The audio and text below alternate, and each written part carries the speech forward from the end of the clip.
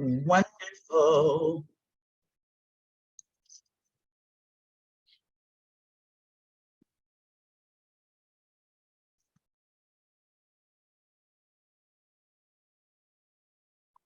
All righty. Happy Tuesday, everyone, and welcome.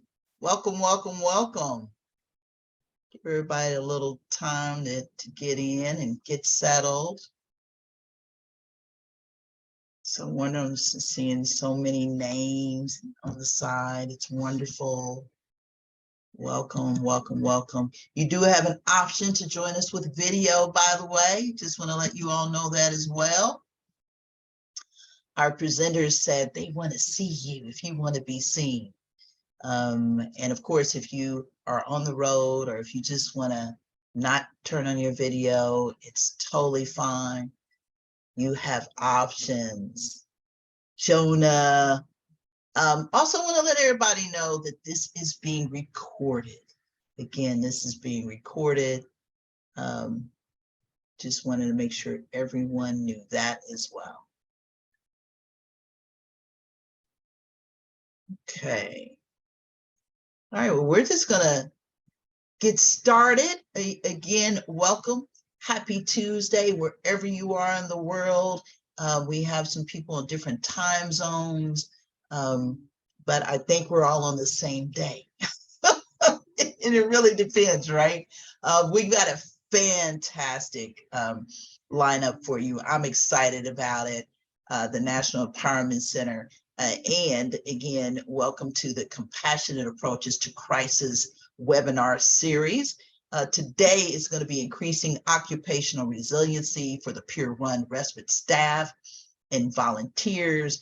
And three incredible presenters today. We've got Stephen Valdez, also Marilyn Michelle Thomas, that goes by Shell, and also Joanna Archangel. And I'm Kim Ewing, y'all. I'm your moderator.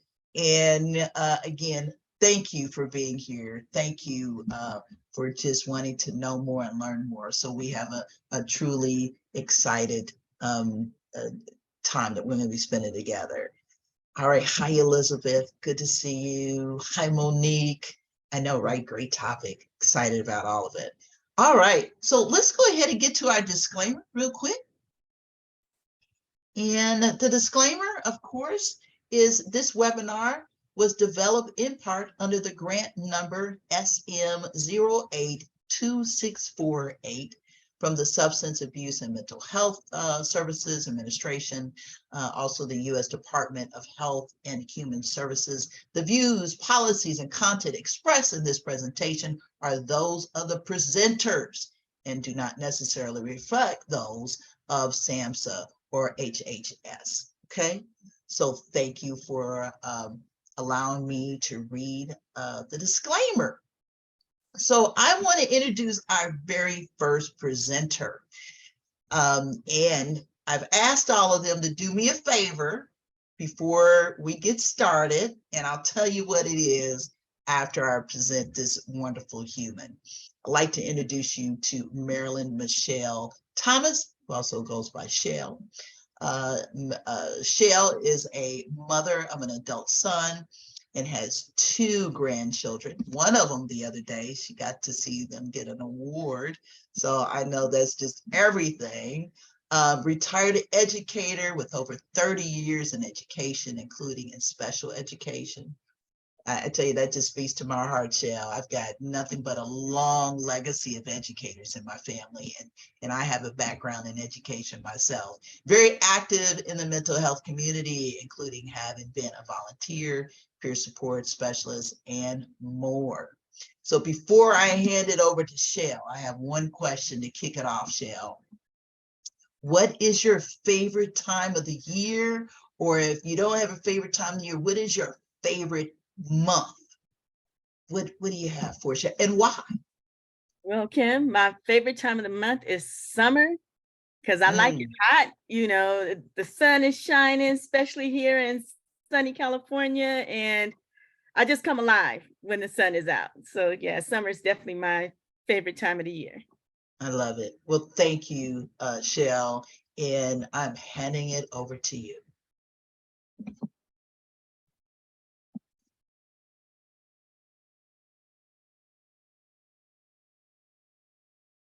And we want to advance that slide as well, or thank you. There we go. We're good. Hello, everyone. I'll be speaking today through my lived experience as a former guest of Pure Respite and also as a volunteer in a Pure Respite.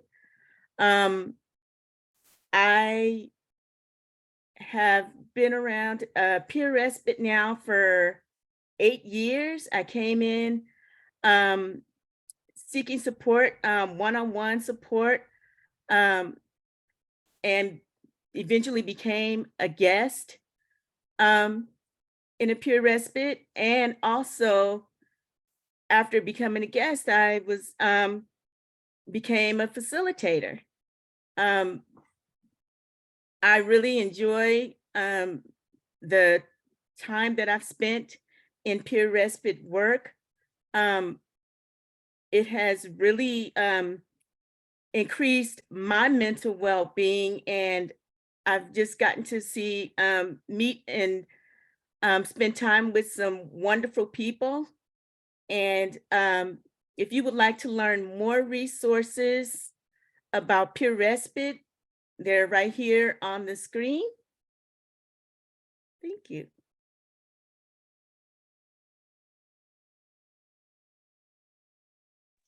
Thank you so much, Shell. Appreciate you.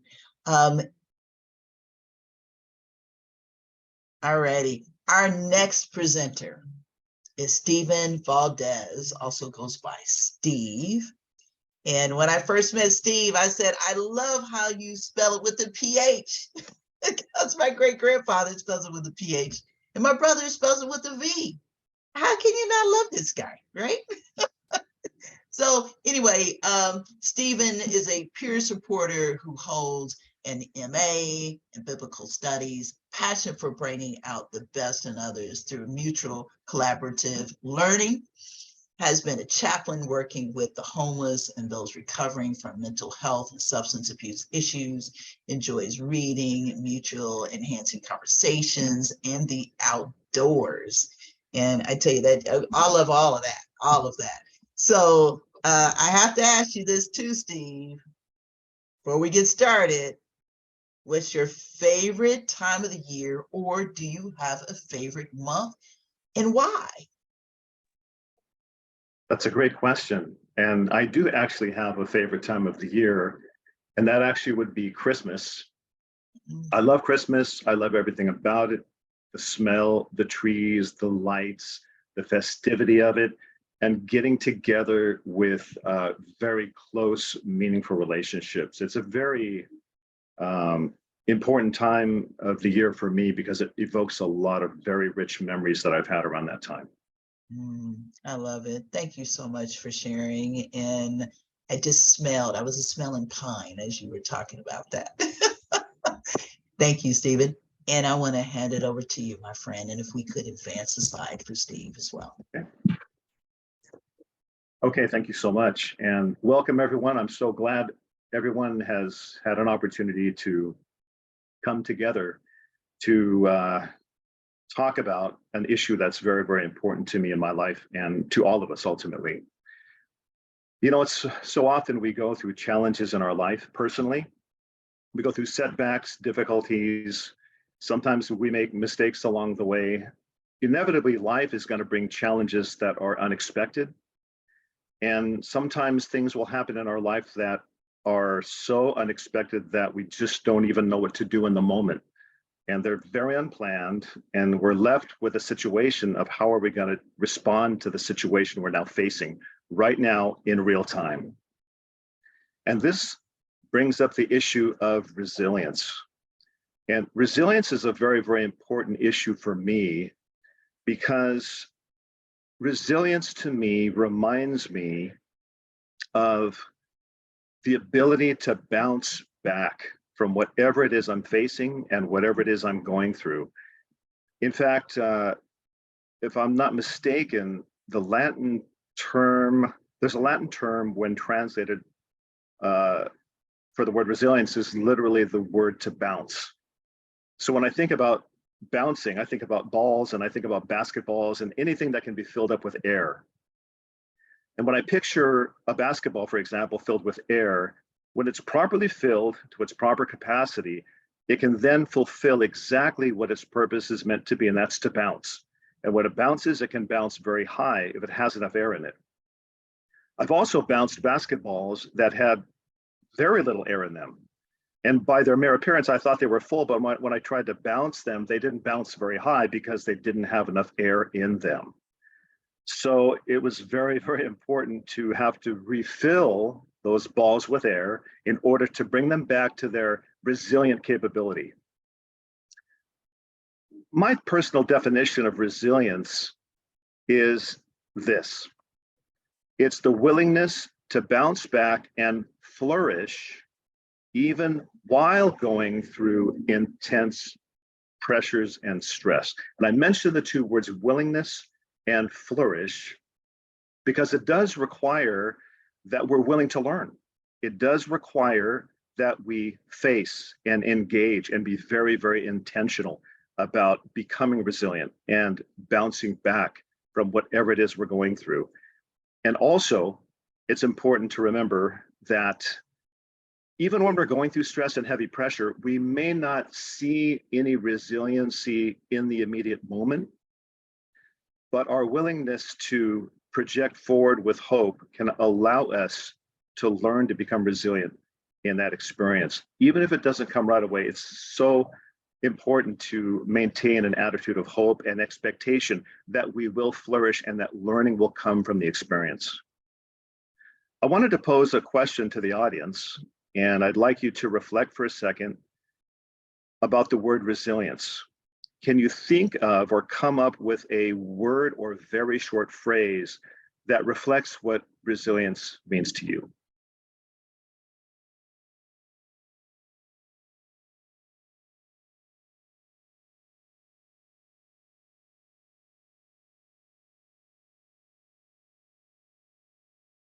Okay, yes, yes. Strength, yeah, tenacity, oh yes, yes. These are really good words. Perseverance, absolutely. Wow. Wow, we have a whole list of resilient responses. This is great. Yeah, I'm seeing Wow. survivor up here too, Steve. I get knocked down, I get up again, nothing can keep me down. Fall down 7 times, stand up 8. Wow, I felt all that. I'm a weeble, I fall down, I just pop right back up. Resilience is resourcing. When I am resourced, I'm resilient, unstoppable, adjust and change against all odds, ability to move and regardless, focusing in on solving problems through strength and guided goals. Man, they got some good ones, Steve. Wash, rinse, repeat. I love it. Wash, rinse, repeat. Oh, surviving, overcoming, never give up.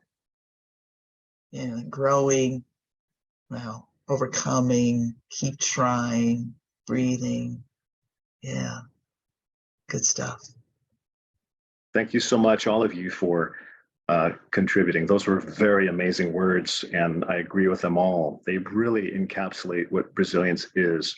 I would like to make note of the fact that hope is an integral part of resilience because hope fuels our ability to persevere. And perseverance is exactly where the shaping, the character building occurs, is in the endurance, and it requires a lot of patience sometimes. And patience will produce perseverance. They kind of work hand in hand.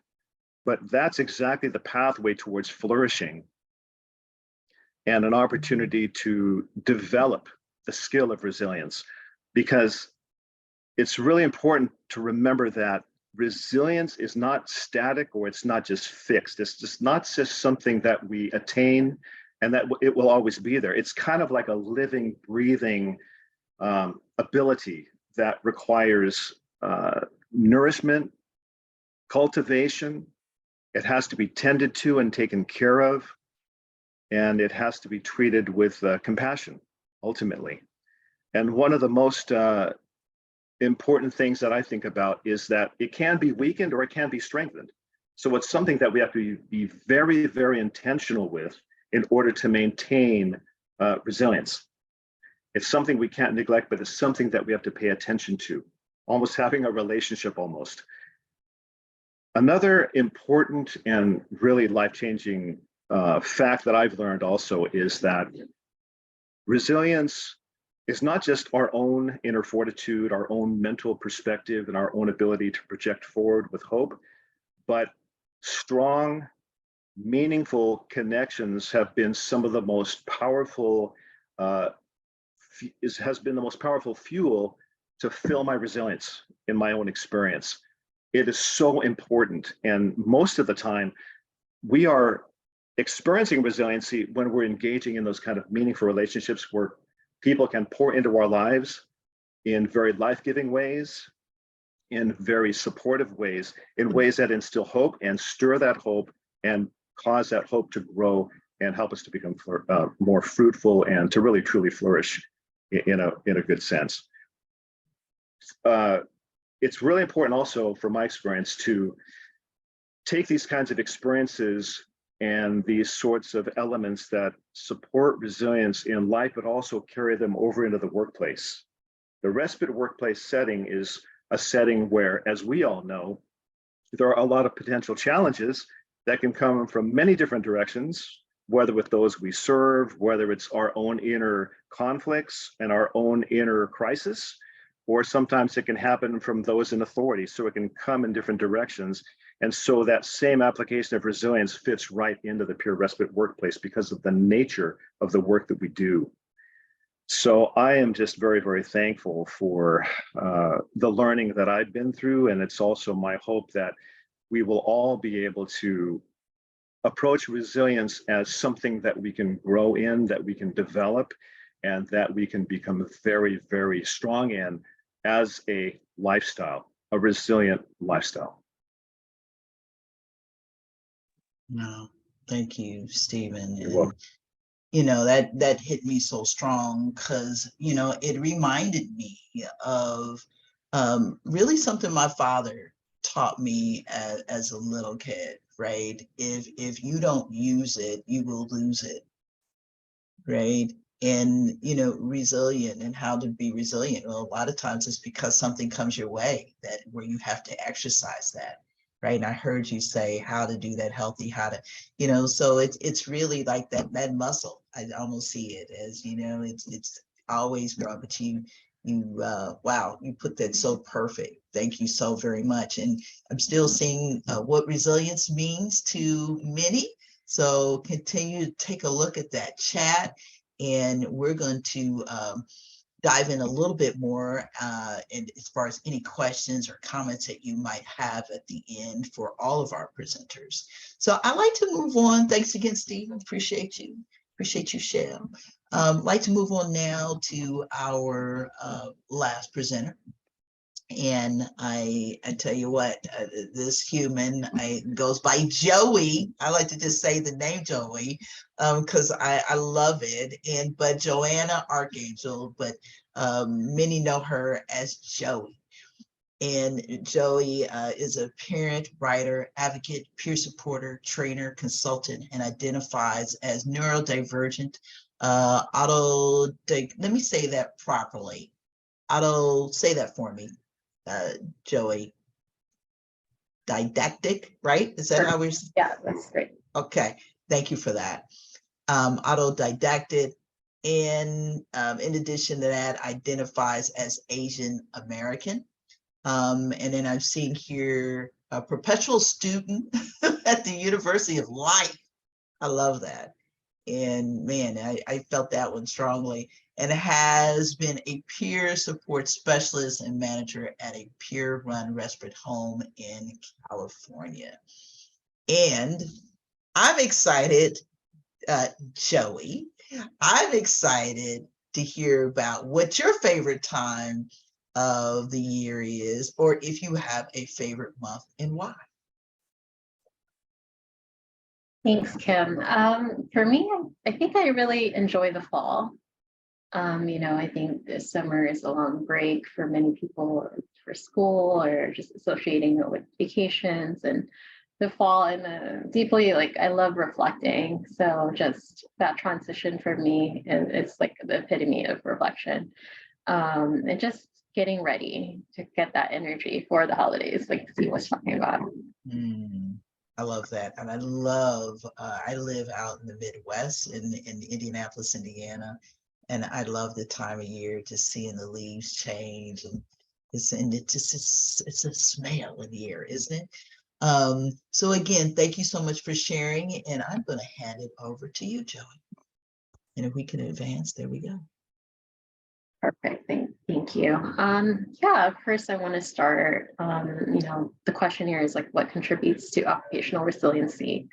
I want to take it a little back where we started to have, my co-presenters and I started to have these conversations, really just human to human, peer to peer. I am fortunate to be able to call them my friends. We've been in spaces together in different capacities over the last 8-10 years. So just for me, I like having this conversation, like Steve was saying, it's really crucial to advancing not just the work we do, but I think it's really advancing us as a community, for peer workers to identify and be intentional about this conversation. So what does contribute to occupational resiliency? That includes individuals' environment, their strengths, challenges, everyday life circumstances, whatever that might look like for them. We talk a lot about self-care, in our field, but one thing we tend to I feel kind of walk more carefully towards is the collective care. I'll talk more about that later, but psychological, emotional, and physical safety in the workplace, that includes our nervous system. I've been learning a lot about that more recently, and that's something I would really like to uplift for folks to, who are in respite work, to be able to have that information and knowledge and to tap into that inner wisdom, because it's so essential, right, to being present. And definitely the workload, right, that's the day-to-day tasks we have to do, and more communication, feedback, or lack thereof, or how the feedback is being provided, how often, things like that.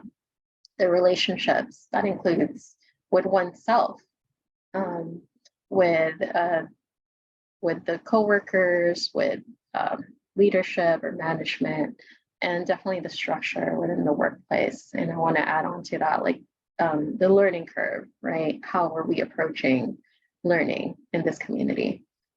And I might have missed something. So if the audience could also assist by adding on to this list, what contributes to your occupational resiliency, feel free to do that as well. And I'll pause there, Kim. Righty. Can you say your question one more time, Joanna? Sure. Aside from what's listed here, or even if you want to elaborate a little bit more, if you're willing to place that in the chat, what else do you think contributes to occupational resiliency? All righty. Thank you so much. Validation of work done. Making sure I have time for recovery, meeting and time with friends in recovery. Proper resources. I think others' vibe or attitude, set a tone, positive supportive coworkers, opportunities for advocacy, getting paid a livable wage. Oh, isn't that everything? Everything. Yes, all of it matters. Being able to access training and continue education, proper supervision and supportive colleagues, self-confidence, practicing self-care is essential, a balance of home, work, family, witnessing people change their destiny. Oh, you all have some really good ones. Trusted leadership, who've earned that trust. Sense of belonging, managing time for self, out of work, or on the clock, developing workplace cultures and well-being, being valued, respected, faith, prayer, sunshine, or happy light. I love all of that. It's not about the going down, it's about the coming up. Kelly said, y'all keep taking my answers. Oh gosh, you're funny. I love that, Kelly. I think we all needed a laugh. Focus on the attitudes and others despite bizarre demeanors and others. Excellent. All righty. Well, thank you all for sharing in the chat and participating with us.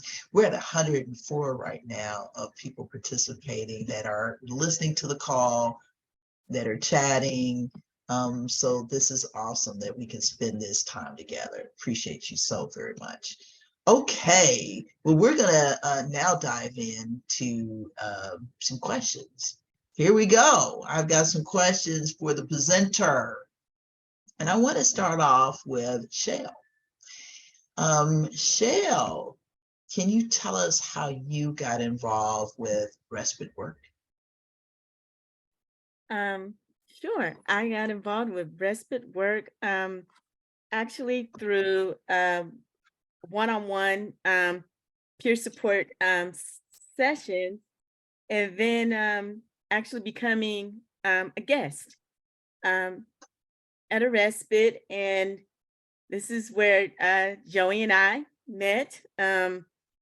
Those one-on-one sessions with her and other peer supporters was priceless to me. I had had several hospitalizations, and it was refreshing. I was having trouble sleeping, and I came out of my room and fully expecting to be told that I had to go back to bed. And that didn't happen. And instead, I got invited to sit down. Um, I think there's some snacks on the table. And mind you, it's like, I think anywhere between 1 to 3 o'clock in the morning. So I had the opportunity to sit down and have a conversation. Like, we were talking like it was the middle of the day. And at that time, I could honestly say I wasn't, really thinking about respite work, but looking back on it, it was definitely a seed planted, because I just thought it was just so awesome that, wow, as I mentioned earlier, I've had by that time several hospitalizations, and it really, I'm like, wow, had I known about respite, because most of my hospitalizations were med adjustments, um, how much different my life could have been instead of being in the hospital, to have the opportunity to come for respite. So I got involved in respite work after being a guest. I was given the opportunity to become a facilitator, and that was 8 years ago. And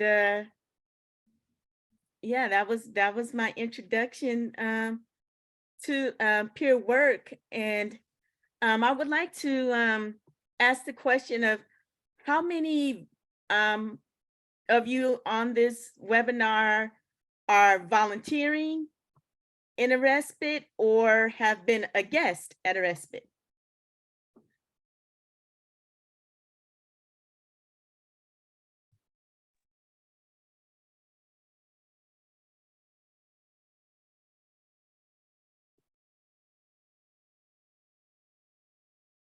Okay.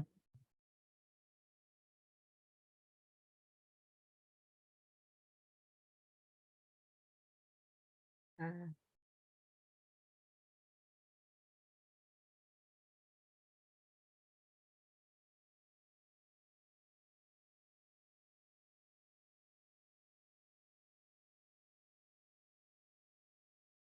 So I'm seeing some that have been a guest and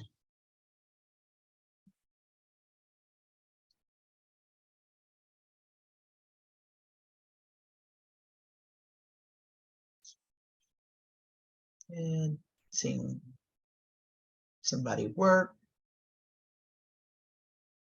been a volunteer. Someone said no, but interested. Okay.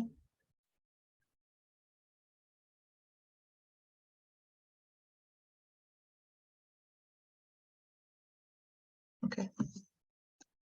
Thank you. Thank you, Shell. I appreciate it. Thank you so much. And, you know, I just love your story. I love your story because it connected you to, you know, you can almost tell a roadmap to how somebody gets there when they start telling their story. And wow, how beautiful that is, that now this is why you do what you do.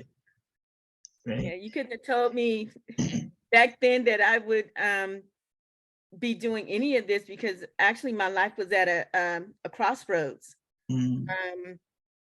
I was actually on medical leave and really didn't know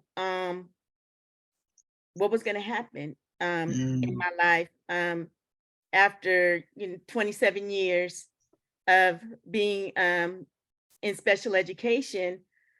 And it just reminds me that you never know, just having a conversation with someone could plant seeds to I know for me that's what happened. Work, I would have never even entertained peer work, so in respite.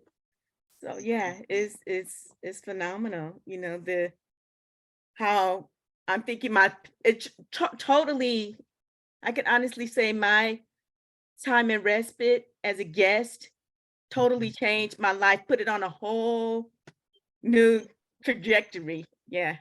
Yeah, I love it. I see it because I see it all on your face. You just lighten up over there. I love it. I love it. Thank you so very much, Shell. I want to ask the same question to Steve. Can you tell us how you got involved with respite work, my friend? And I need to get you all. Oh, there we go. There Okay. you go. Yeah, actually, when I first heard about respite work, I was working a warm line at the time. And when I heard the word respite, I thought, oh, is this a senior respite or what is this? But the more I heard about it, I started to research on what respites were. And I was just amazed, actually, at what the vision of a respite was all about. And I was very much intrigued because it resonated with me personally, because of my own interests in wanting to pay it forward and to give back what others have given to me. And that's always been a passion of mine, is to make a difference in someone's life, even if it's just a little bit. So the whole respite vision, I think, is extremely powerful. And I intentionally started to seek out an opportunity to work in a respite. And fortunately, that opportunity was offered to me, and I was able to begin the respite experience. And it's been amazing. It's actually been amazing. There's been good times, bad times, difficult times, challenging times, incredibly victorious times. But overall, that's how I found out, is really through another peer who just simply passed the word along to me. And from there, I just sought it out and was very intentional in my desire to get involved. Wow, I love that. And again, it just reminds us of the power of connection, right? Yes, and sharing. And clearly this was a peer that you respected, that you wanted to follow up and know more and learn more. I love that. Thank you so much, Joanna. Joey, I would love to know that from you as well. Hi. Yes. So this particular respite, when it first opened, I applied for it.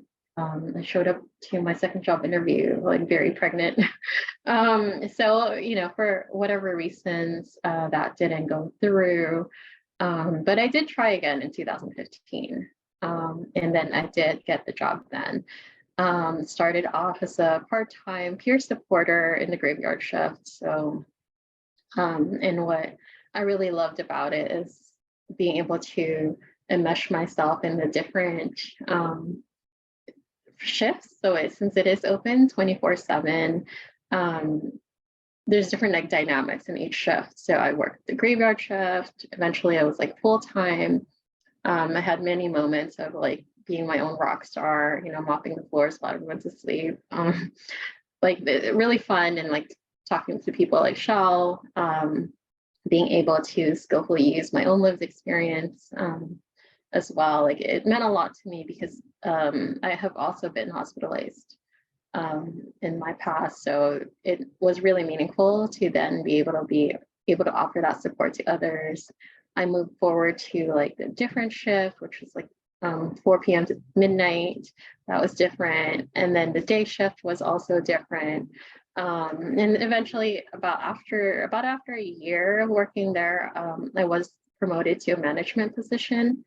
And that for me was, eye-opening. I learned a lot about working within a team.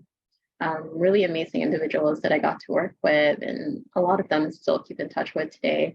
And yeah, now in the different hats that we wear, right, that I currently wear, I think the most important one is the hat we never take off, which is being a human being.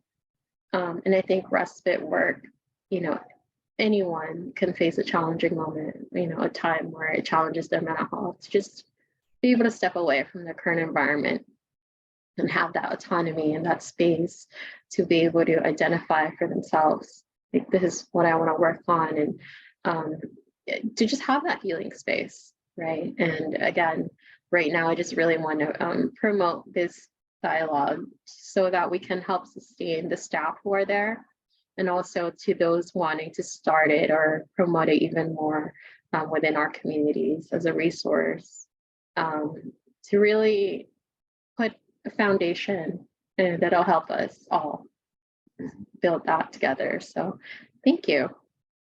Absolutely. And thank you for doing what you do. Because what I heard from all of you is that lived experience too, that and that connection and just really the love for the work. And what I really like too for you, Joey, is that you just continue to stay connected to people. And it sounds like you're also supporting and, maybe doing mentoring. I know I've talked to all of you and I've been told that as much as you love the work, and I know, Stephen, you share this as well, the work can be challenging, it can be hard, but it's also rewarding. And that's one thing that I've heard from you all is very rewarding. So if I'm a person sitting back and I'm listening to all this good stuff, I hear a few people talk about lived experience and loving the work and why they got into it. I might be saying myself, man, what are the benefits? What are some of the benefits of volunteering or working at a peer respite? Any thoughts or ideas? And, I'll start with you, Shell. Well, let's come around the circle. What do we got? What are the benefits? Um, the benefits for me definitely has been I gained a community. Mm, Um, Getting to meet wonderful people, beautiful beings. Um, I met Steve while facilitating um, at a respite, and just having the opportunity to connect people, and mhm, um, as well as connecting with the staff and then the guest, and then also having the opportunity for people to come and attend my groups. I facilitate 2 support groups from outside. One of the benefits for me is being able to have that structure. As I mentioned earlier, I was at a crossroads, and having the benefit of facilitating and volunteering gave me structure. That really was definitely a benefit for me, because I don't do well, I found out later, with unstructured time. And so that was definitely a benefit for me.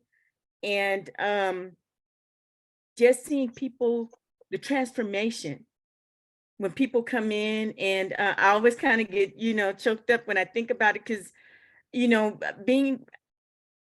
watching people come in barely able to speak, and after a few days really connecting.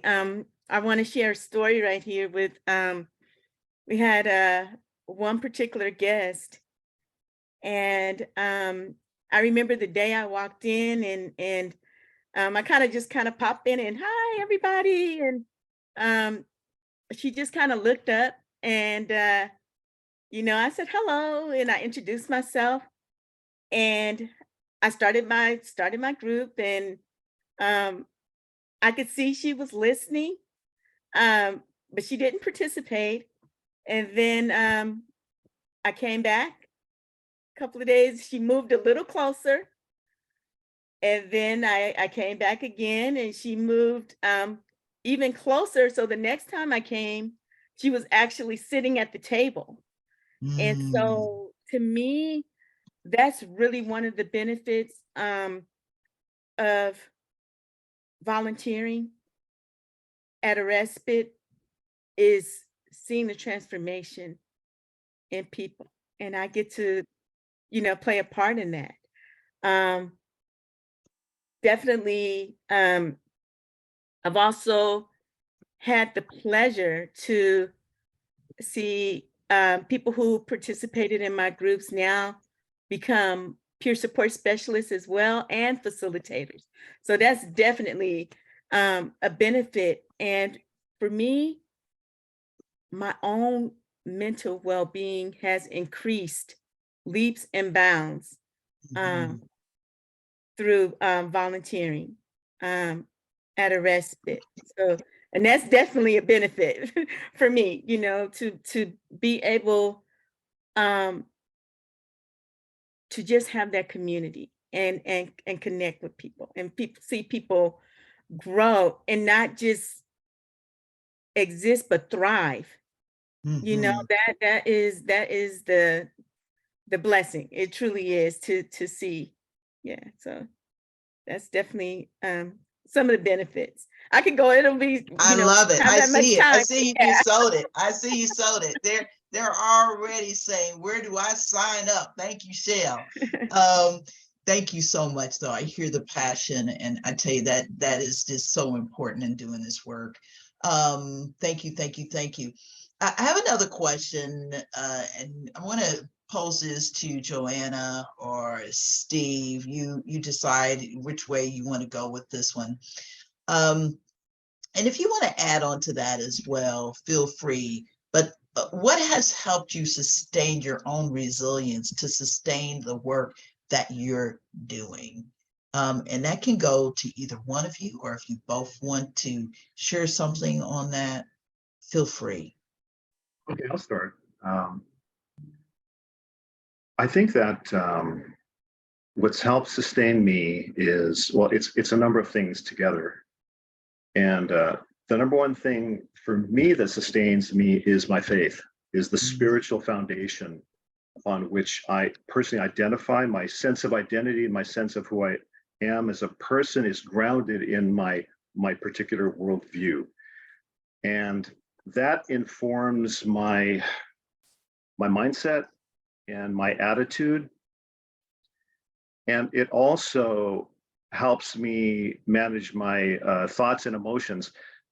But even more so is the social supportive connection. I can't even begin to emphasize how unbelievably important the social supportive connections are. And I mean, first outside of the work setting, outside of a respite setting, but also even within a respite setting. The social supports have played one of the most major roles that have helped me be willing to persevere and have hope while going through very, very severe challenges. And in particular, when going through very serious medical challenges, it's amazing how life just has a way of happening when you least expect it, and life unfolds in real time, real life in real time, as they say. And for me, sometimes I have to remind myself where my source of strength is. And also, I have to go to those who have my back, those that are committed to my well-being, those who are going to look at me and value me as a person, separate and distinct from my behaviors, because my behaviors are not always going to be in line, with my desires, and I'm going to make mistakes, or something will happen, or challenges will come my way. But the main thing is what feeds my soul and sustains my resilience is when people who have meaningful desires for my well-being can commit and remain committed to investing in me as a person.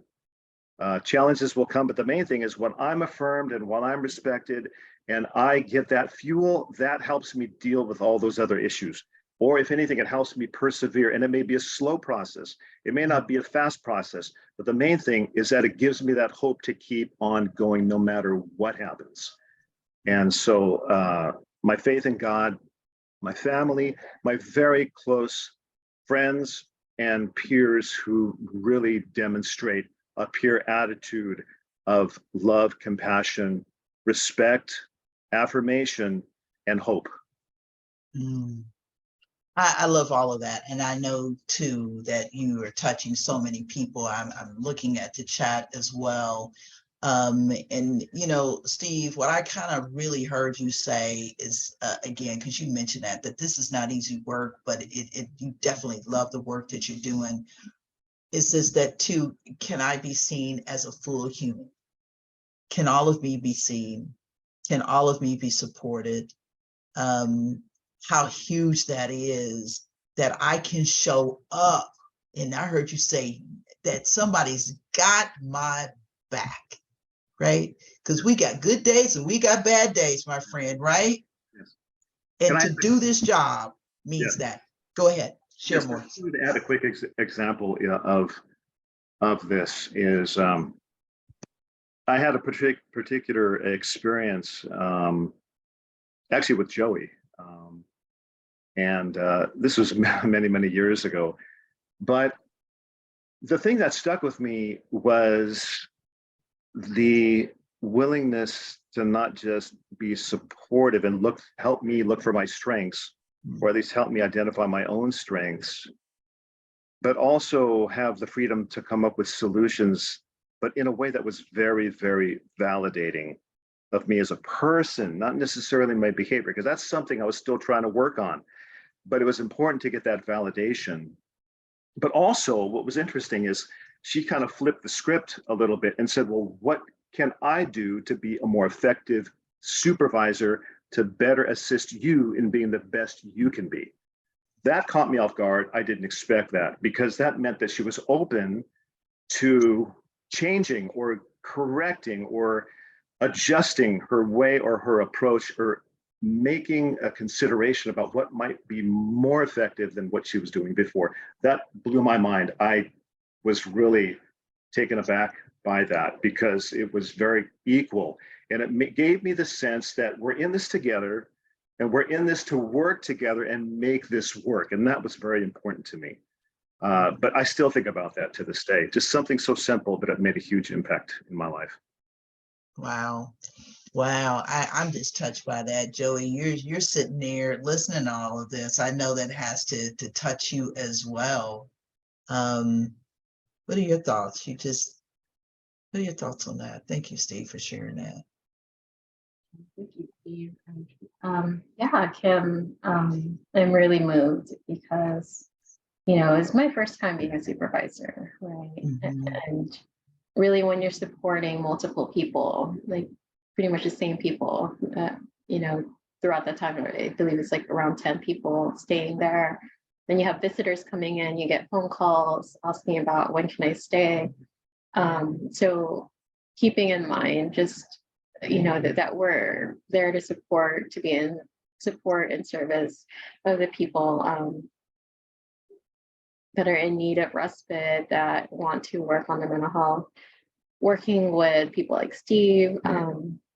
It really, that platform is, you have so much impact, not just with the staff, but how the program, the flow of it, the essence, the values, being able to sustain your efficacy, the morale, and the energy it takes to be there together, so that we can, like Steve was mentioning, show up as much as possible, to hold that space for people, to do, the peer support work justice. So for me, what's helped my resilience is really knowing my why. And Steve and I have also been like co-trainers of something like Honest, Open, Proud program, where we hear people's stories time and time again, of their why, of why they're entering this workforce. And to me, it's not just about what I value, but where our missions intersect, and even the challenging moments where we might not see eye to eye, just appreciating my own learning curve. And it's easier said now in hindsight than it was then. I didn't have the language. I didn't have, and I think I'm going into like some of the challenges now, but being able to be more intentional about it. I've learned so much from the work that we did together.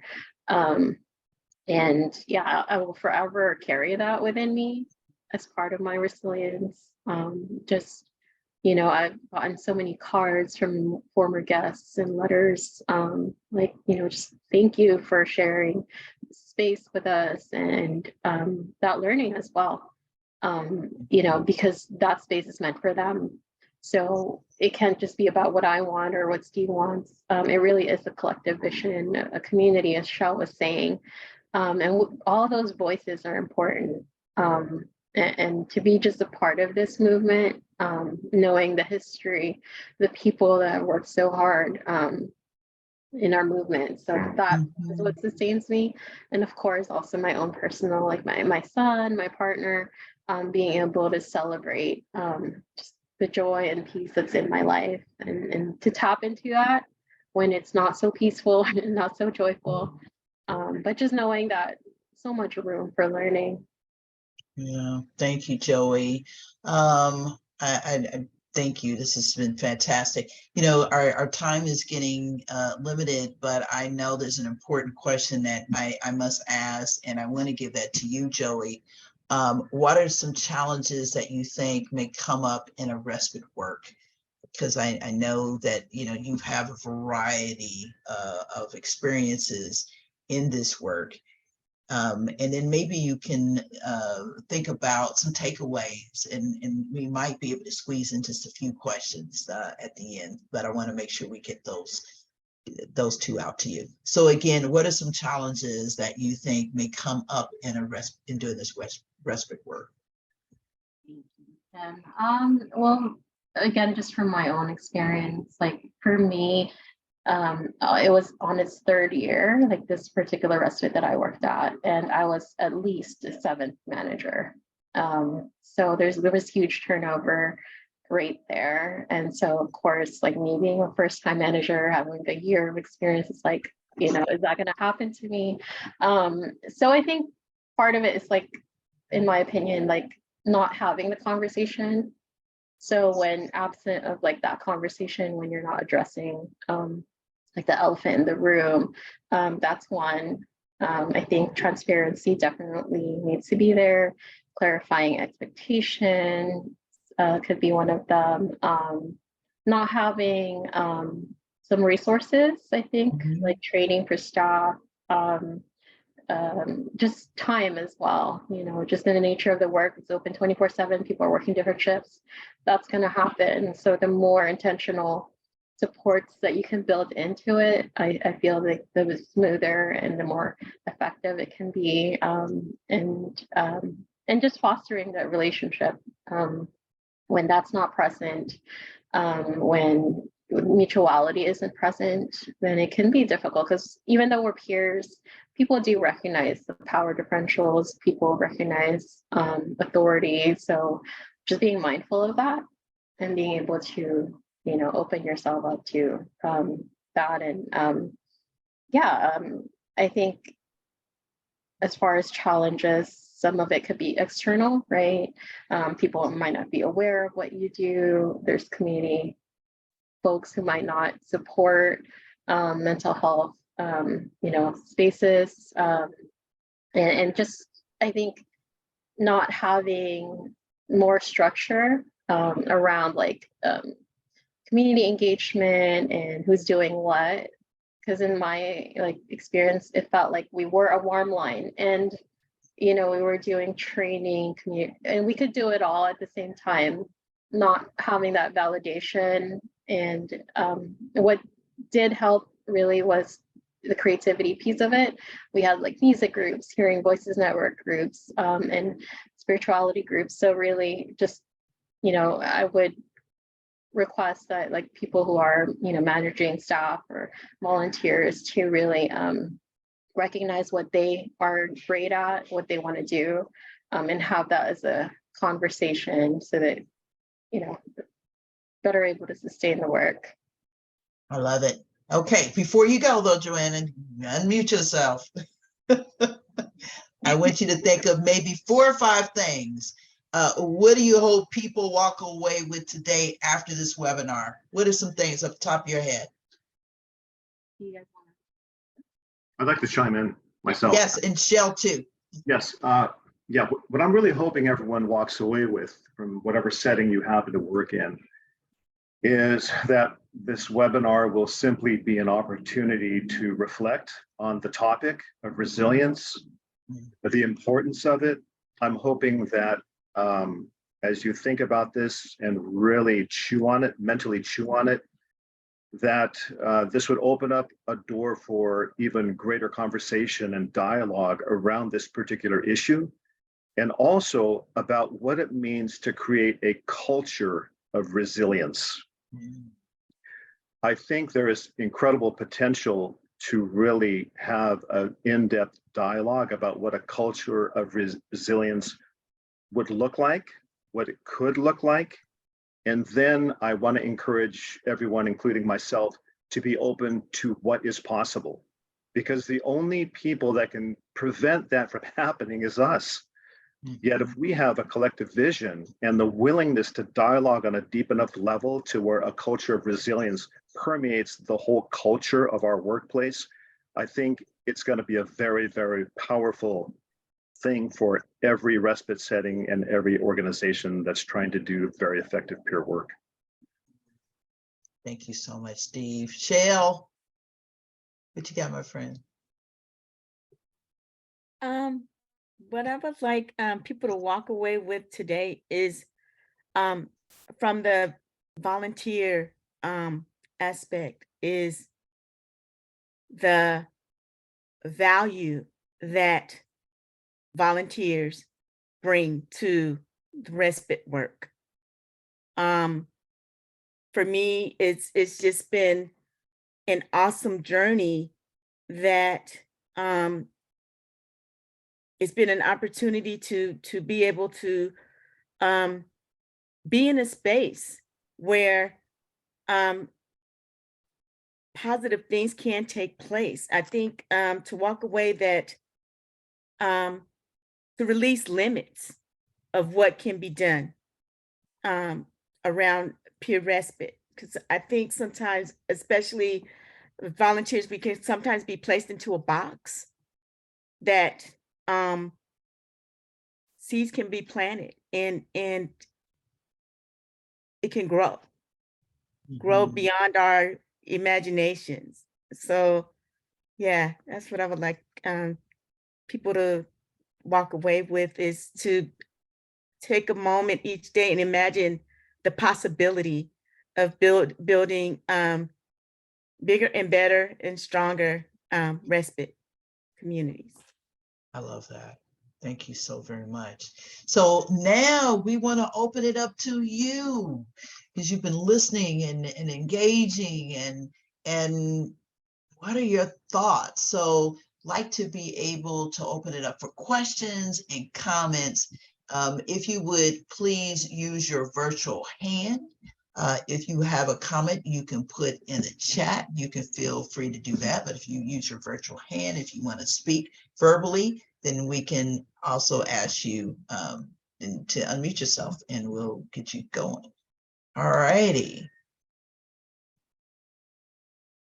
What we got happening here?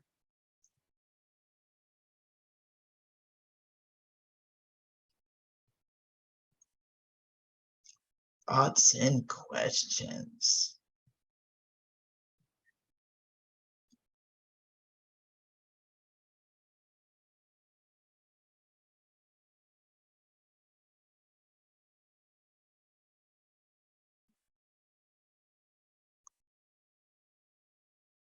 Thoughts and questions. Okay. All right, Wanda, I see you. Feel free to unmute yourself.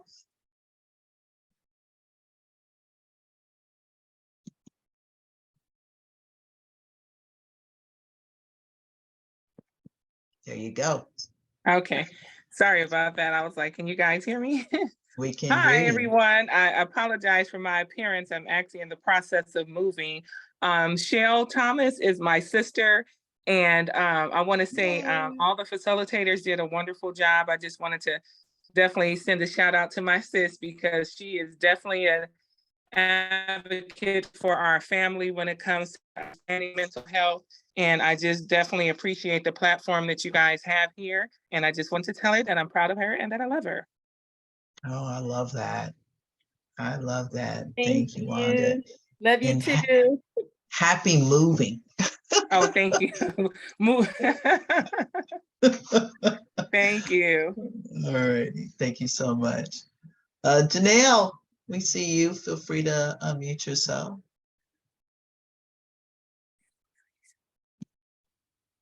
There you go.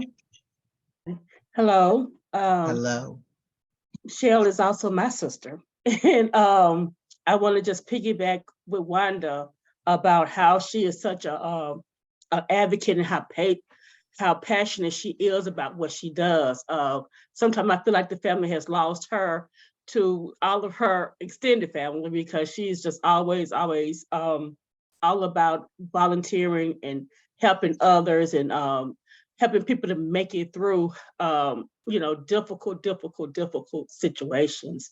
And she is an inspiration to me as well. And we've been there, we've seen her go from some of her lowest points to like the shining star of the family and everything. And I love her. I'm so proud of her. I tell her all the time I'm so proud of her and everything, in all aspects of her life. She's traveling all over the country and stuff, giving speeches and just advocating for people all over. And we're just so very proud of her and all the things that she's doing to help others and just for her heart. And just a shameless plug from a proud sister. I love it. And nothing shameless about being proud. That's beautiful. Sister. Yeah, I love that. I want to get, I see Elise, I see Sean, hold on one second. I'd like to address a couple of questions in the chat. And I see one from Susan. It says, how do you start a respite program? I'm not aware of any in my city. Who would like to take that? Is that a Shell? Is that a Joey and Steve question? Or is it both? Yeah, Kim, thank you for that question. That's a great Absolutely. one. So we are going to, right, Kim, we're going to email this webinar presentation along with the links for resources for folks to tap into. Okay, thank you so very much. I appreciate that. And then I hear, let's see, Laura, you have a mission creep and road creep. How do you address this? I unfortunately have missed the presentation because of the road creep. Thanks.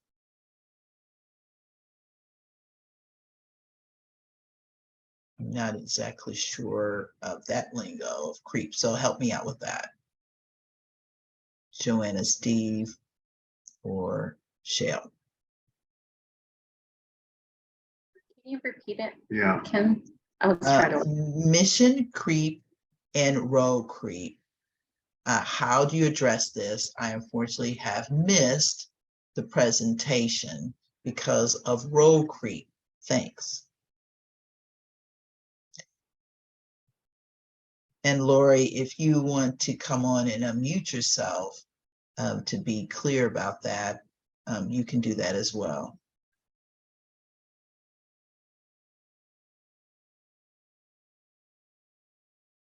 Okay. No? Oh, you need to unmute? Are you okay? There you go. Okay, now it will. No, I don't operate a REST, but I operate a peer support program, but we have a crisis support piece that is overnight, and it's been really important in our community. But it's just as our community problems have worsened with addiction, et cetera, it's shifted a lot of the activity we're having to kind of nimbly respond to, and you know, it's how do you stay true to your mission when unfortunately other nonprofits apparently that are funded to specifically work with certain communities, people are coming over to us because they're not getting their needs met elsewhere. And so I'm just, I'm hoping to have a meeting with my staff and really address this, sticking with our vision and what that's going to look like as far as where we have to set boundaries. And even though there are often no other resources to send people to, but I just wondered if any of y'all had encountered that and what you might have done about it. It's a little bit different with Respite, and I realize that. So you may not have an answer, and I get that, but it's been frustrating lately.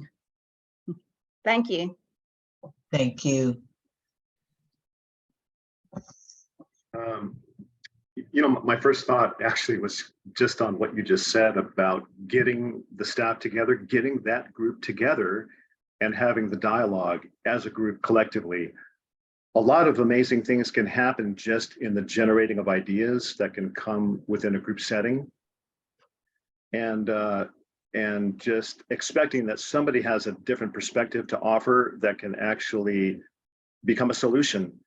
And to allow everyone the chance to actually give a solution or a potential solution.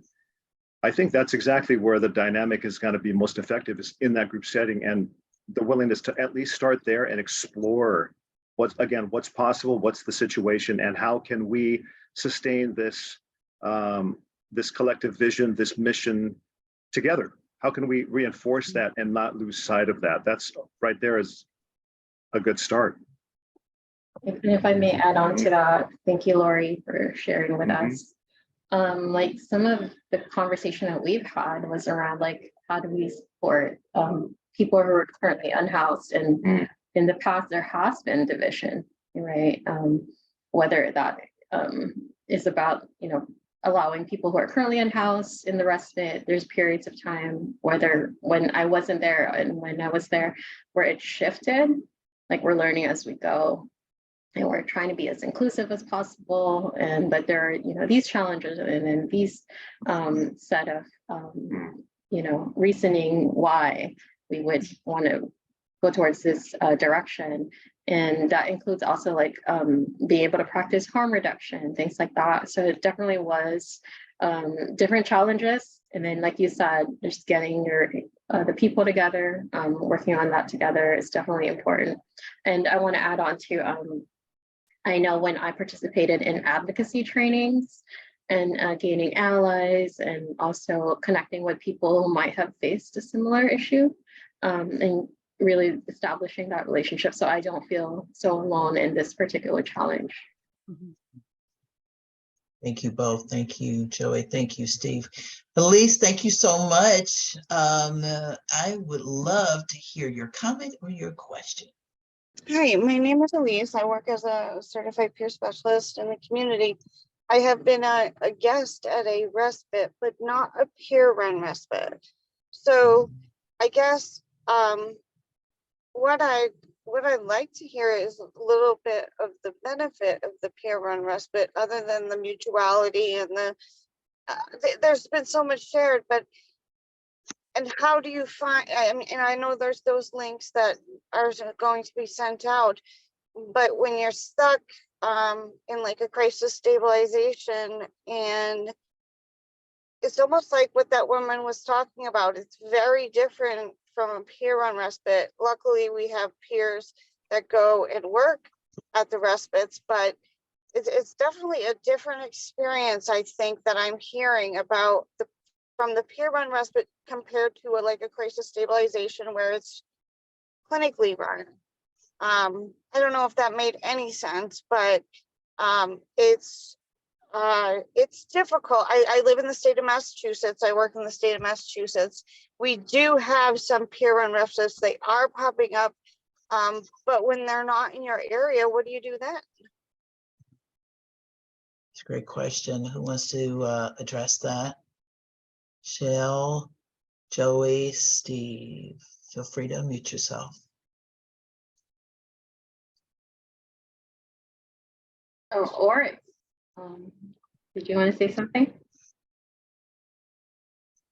Thank you. Yeah, I just wanted to address the question of what's the difference between a peer respite and clinically run respite, and I'll just speak from personal experience because I've been in clinical settings and I've been in a peer respite, and honestly, it was like night and day for me. I had a bedroom, not a bed. It was very comfortable. It was nicely furnished. It was a home in the community as opposed to a clinic or a hospital or something like that. I could come and go as I pleased. I could take medication or not take medication. At that point, I was taking medication. I don't take medication anymore, but I didn't have someone, bearing down on me. I didn't have to have permission to go to the bathroom. I didn't have permission to take a shower. I didn't have permission to shave. I didn't have, permission to go out for a walk. So it was just an amazing difference, and made such a difference in my life to go from more of a clinical setting to a peer respite. And I also had people I could talk to. I didn't have to talk to them. I wasn't forced to talk to them, but I knew that they were people that had a shared lived experience. So I felt safer to be able to talk to folks about what I was going through, and knowing that I wasn't going to be judged or be told what to do. So yeah, those are a few of the major differences in my mind. I love that. Thank you, Oryx. And again, it just kind of reminds me of, just being able to be seen, being able to be supported, being able to be viewed as a human that right now just needs a place just to rest their head, right? And wow, how beautiful that is. That's not taken away from me. I can roam and move and breathe, and I love all of that. Steve, Joanna, Shell, any thoughts on that one, or you want to move on to Richard? I just wanted to just speak on being the clinical setting versus the peer respite. For me, kind of like what Oric was saying, is night and day. Like I mentioned earlier, even just having the freedom to just move and just be. Whereas when I was hospitalized, I was told that I had to be in bed. And it was actually part of my treatment plan that if I couldn't sleep after 30 minutes, I was to get up. And to, it was at odds with, okay, the doctor is telling me this. The staff in the hospital is saying this. And I didn't even realize it then. I had to advocate for myself. I didn't have the language back then. It's like, hey, this is part of my treatment plan. And it was resolved the next night. But yeah, in a peer respite, the freedom to not be on lockdown, even if it's voluntary, because they say you checked yourself in, but you're definitely, it's not on a once you sign in, you're not you don't have that freedom anymore. You're behind, locked doors. And the respite is honestly, for me, it was a mini vacation. I'm just gonna be honest. It was a breath of fresh air. I got to sit and talk with the staff, and it was complete opposite. Like I said earlier, had I known about respite, I would have chosen that every time instead of going to the hospital. So that was the biggest thing for me is and also getting to hear other people's stories that was so similar to mine outside of a clinical setting, because the sharing is definitely, in my experience, what people would share in the hospital is totally different than sharing in a respite. So yeah, like night and day for me. Thank you. I love that. Thank you so much, Shell. And I love what I'm hearing is saying, I get to show up as a human. I still have my choices. They're not taken away. And on top of that, I get to be able to make those decisions no matter what. I don't lose those, right? That's important. That's so important. Richard, how are you? What you got for us today, Richard? Okay, hello, thank you. And thank you everyone involved in putting this on. This has been a wonderful presentation. I'm here in California, and I've been involved for many years with one of our statewide peer organizations. And just a couple of quick thoughts about the question about mission creep and role creep, because it's something we think about and work on a lot here. And for those of you who don't know, I kind of see those as we have our initial vision and our peer values that we start out with, but as we go out in the real world and we start programs and we're doing the work, we are working with and oftentimes funded by large and powerful parts of more traditional mental health systems that may be working with us to try and transform. But everywhere I've seen in this country, we're kind of on the way, but nowhere near the goal. And nowhere near that point of having our peer voice recognized as a truly equal partner. So there's this kind of pressure to, yeah, that peer stuff is nice, but this is the way it's always been done, or sometimes it's even unspoken, this pressure to do things in a more traditional way, as opposed to what our vision is. So I think what's real important, two of many things, is the fact of recognizing the strengths of our own community and the real essence of being truly peer run. And because when we're truly peer run, we're empowering each other, we're examples for each other, we're inspiration for each other. So that's that kind of empowerment.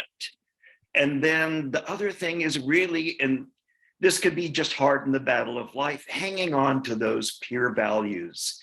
that are sometimes easier to say than actually realistically put into practice. And those are just ongoing struggles and ongoing kind of doing the work to realize the dream, and kind of against the pressure, sometimes of well-meaning allies that want to help us and support the idea, but are still thinking very traditionally. So I just wanted to share those thoughts. And once again, thank you, presenters and NEC. This has really been great. Thank you so much, Richard. Appreciate you. Janelle. You're on mute, Janelle. Okay, hi. I just want to say, in addition to being Shell's sister, I'm a vocational rehabilitation counselor in the state of Tennessee. And we just recently had a webinar from our mental health division, and they're talking about starting a division for peer counselors. So Michelle, I do want you to put me in touch with Joanna and Stephen, and also with you. And I want to put you all in touch with our director here in the state of Tennessee, so that that you all can give some insight into how they should set this program up. Would you be willing to do that? The question was, will we be willing to do that? Yeah, Michelle, Joanna, and Stephen, would you all be willing to talk with our leadership in the state of Tennessee with developing their respite program, peer respite programs? I would definitely. Okay. Thank you, sis. All right. We'll talk a little later on this afternoon, okay? Okay. Okay. Thank you, Jill. Great question. All righty. So I'm sorry, go ahead, Joanna. I also want to highlight a really important comment that I saw from Christine. Please. So it says, like, while I love the concept of resilience, I feel it's important that we as peers also support each other in reducing many of the problems that lead us to needing to be resilient in the first place. We can still help increase resilience while also working towards solutions for the many social determinants of the conditions we're bouncing back from. And she listed some there, and yeah, and asked, is there a role that peer respites can play in supporting staff, volunteers, and participants to address some of those root causes of trauma and stress in their lives? A great comment. I want to really uplift this. Actually, initially, like when I thought of this idea for this webinar, I was considering like how to reduce burnout, how to, address secondary trauma or things like that. And I was like, no, I think the word resilient, it can be like loaded. So I understand like this is comment completely where it's coming from. I also want to look at resilience as something we embody as human beings. And that, I think as peer respites, right now I don't work at a respite. I can utilize it as a resource. So it really is there for anyone. A lot of them are open. They don't charge. A lot of them don't ask for insurance. You don't have to have a diagnosis. So I would just encourage folks to think about using it as part of, if you think it would be helpful, as part of your resource, your plan, your recovery, or maybe just keep it in your pocket for maybe somebody you might encounter. And again, like this specific webinar, I really wanted to, champion the peer staff who are working in those respites, because it's not easy day in and day out, hearing people's stories, offering peer support, holding that space for people.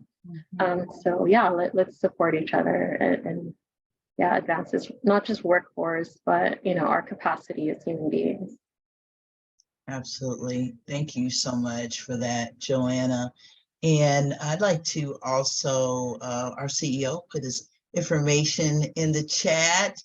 Or anything else you would like to add on to your comment in the chat? You've put there your contact information.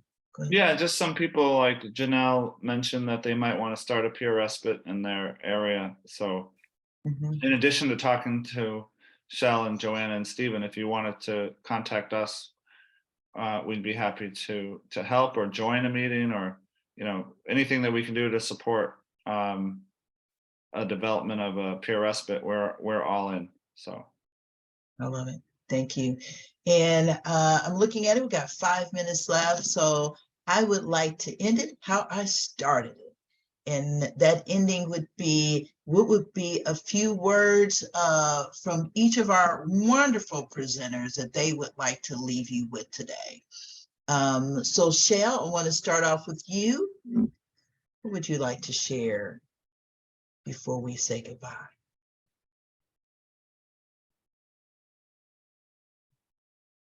Oh, you're on mute, Shell. Sorry, can you hear me now? I got you. What comes to me right now is just remaining open to the possibilities of what respite can look like for each individual person. That's what's coming through right now. Just remaining open to hear, suggestions and things that could possibly advance and improve. Be willing to be open. I love that. Thank you so much, Shell. Just thank you. You're fantastic. And I love everything that you've been doing. And man, I tell you, you got another sister on here. You probably got what, 3, 4, 5, 6? You got some more sisters on here? We don't know. 4 sisters. I love it. All right, I want to pass this over to Steve now. What's your takeaway, Steve? What do you want to share? Yeah, my answer was actually very similar to Shell's about remaining open to what's possible, but also that the concept of resilience is really the outcome of, or the product of, other elements that make up the strengthening of the individual to the point where resilience is a natural outcome. And just that, we would all have that dialogue about those ingredients that we could each individually kind of assimilate into our lives that will help our lives reflect resiliency, but also at the same time having a dialogue together about what that would look like, as I'd mentioned before, within respite settings. Because the power, the vision of respite and the vision of peer work is a very powerful one already. And the quality of our interactions that reflect that unity, that common resilient input that we can give to one another will just, I think, have the potential to have an overall strengthening effect and can only be a win-win for all of us. I love that. Thank you so much, Steve. I appreciate you and everything that you have to share, and just sending all that good positive energy your way as you continue to do the work that you're doing as well. Joanna, also Joey. Thank you. Just thank you, Steve and Shell, for being here, and Kim and Orth for the support, every one of you who attended. And a huge shout out to all the former guests and visitors, because this is why we do what we do. I say we still, it's been a couple of years since I worked at a respite, but I carry all those, moments that we shared. And thank you for your openness to trust peer support, into part of your journey, and that I hope that you continue to reach out when you need it. So I really appreciate this platform, and thank you so much.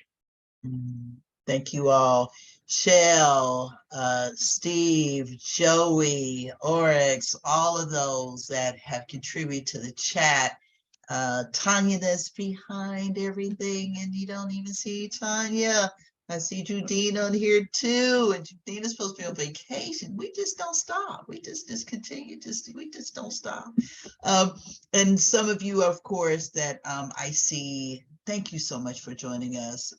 Thank you so much for supporting this work and all that you do. And so we're going to say goodbye. But before we say goodbye, I want you to think about something. Think about one thing. I always like to end with this. What's one thing that you can do just for you? What is that one thing? I want you to think about what that is. Think about it, think about it, think about it, think about it. And I hope you get to do it later on today, if not tomorrow. All right, everyone. Thank you for joining us, and we'll see you next time. Thank you, presenters. See you later, y'all. Take care.